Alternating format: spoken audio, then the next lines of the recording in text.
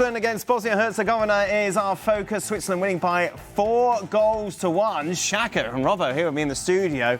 We did not expect this at half-time. God, it was worse than one of Robbo's anecdotes the first half. Nothing happened whatsoever. No ending to it. But then in the second half, things really changed when Yohan Manzambi came on. The 20-year-old making an instant impact. Brilliant goal from him to open the scoring in the 74th minute. And then things got worse for Bosnia, as we saw. Maharovic would be sent off, and that opened the doors then for Switzerland to score 3 more goals. Manzambi with another. Vargas with 6 minutes to go, making it 3. And then a penalty converted by Shaka, making it 4-1. Bosnia getting a consolation goal.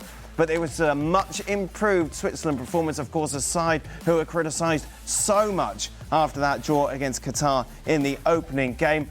Robbo, as I say, you would not expect this at half-time.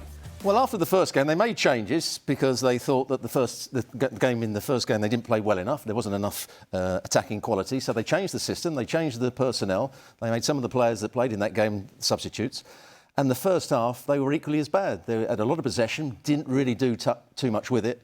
But in the second half, they made the changes, and the changes had all the difference. Vargas came on that left-hand side. Manzambi came on the right-hand side. They changed Sau, I think, went into midfield. So they changed the whole pattern of the game. And once they scored the first goal, they then took complete control. Yeah, they had that skip in the step then, Shaq. Yeah, they did. And to be honest, the game against Qatar certainly was a wake-up call. You're leading 1-0 and concede very deep into injury time.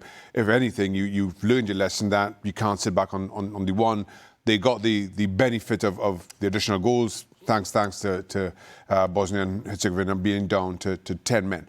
But it really was a much better second half performance. Saying that, the bar was pretty low, and now they're all but sure to be through to the next round. Robert, you were saying beforehand you had to do a piece about some of the exciting youngsters in this tournament, and you mentioned Manzambi.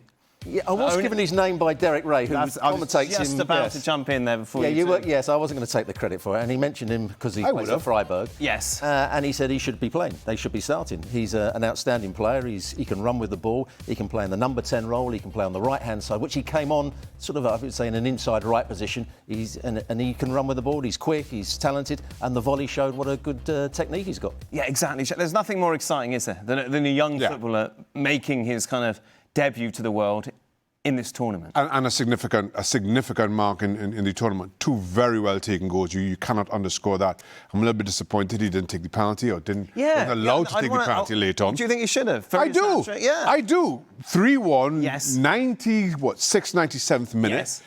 You're going to win the game. You're going to win the game. Yes. Your first World Cup, given the penalty, let him complete the hat-trick. OK. Sentimental rubbish. Why,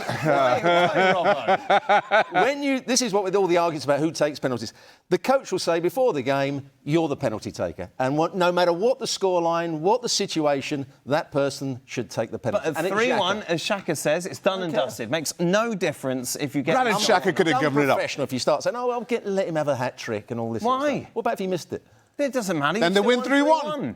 But it's sentimental. No, not for me.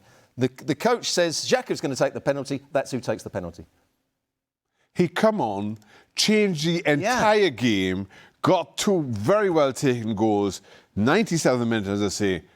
Granit Xhaka could have given the ball up. Have you seen Xhaka play? You seen his attitude? He's a very feisty character. I don't think he was going to get it up. He's a team player. Granit Xhaka's a team player. He's a very good player, but he wasn't going to give that penalty up. He was going to be professional. He's been complaining about the unprofessionalism and Switzerland not playing as well as they should have done. He went, I'm going to take that penalty and I'm going to score it. We thought that Switzerland would finish this group top when we saw the draw made, along with Canada and Qatar, obviously, and what happened with Bosnia today. They should finish top, shouldn't they? What we saw in that second half. Absolutely. Listen, the Qataris are always a surprise to everybody as much as them. Canada have not impressed. They certainly didn't in the first game against Bosnia-Herzegovina. They've now got, the Swiss have now got 4 points with Canada to come. I fancy them in that one as well. I see them as finishing top, and then it's up to Canada to see what they can do with their remaining games in terms of sneaking into that second spot. The third game is always a strange one because they might make changes because they know they're through. They're playing against Canada. You can't make changes. That's unprofessional. Sentimental nonsense. Unprofessional. They might be doing it. Manzambi starts, doesn't he, by the way? Manzambi would start. Right. I would think Vargas comes back into the team. But against Canada, I wasn't quite so unimpressed with Canada as Shaka. I thought they played quite well at times. I thought they played with intensity. They've got the home crowd. So I'm not sure that Switzerland are going to beat them. So I'll have that bet with you, Robbo. I'll have that bet with you happily. Switzerland are going to beat Canada. I've said it. You said it? Yeah. Bosnia-Herzegovina? They also beat Qatar, so that puts them on 4 points. That would be, yeah. And I think that'll be enough, especially given how many third-place teams are getting through. Yeah. Yeah, I think it's going to be Switzerland and Canada.